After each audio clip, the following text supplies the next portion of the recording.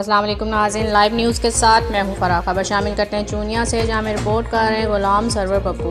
इनका कहना है योम दफ़ा क्रिकेट मेला 2020 के शानदार इनकाद पर चीफ ऑर्गेनाइज़र मोहम्मद इरफान मलक, फैज़ुल रसूल चिश्ती और चूनिया शहर के सीनियर सहाफ़ी चौधरी नदीम अशरफ जट, चौधरी फ़याज़ अहमद गुड्डू, चौधरी अली रज़ा, राजू वहाबी, चौधरी फ़याज़ अहमद धून, गुलाम सरवर पप्पू, मलक सुहेल अहमद और मोहम्मद अशरफ मौला के एजाज़ में पुरतकल्लुफ़ शाइए का एहतमाम किया गया। चौधरी मोहम्मद ताहर मुश्ताक और इनके साथियों ने योम दफ़ा क्रिकेट मेला 2020 की इंतज़ामिया को खेलों के फ़रोग़ में अहम किरदार अदा करने पर ख़राज तहसीन पेश किया।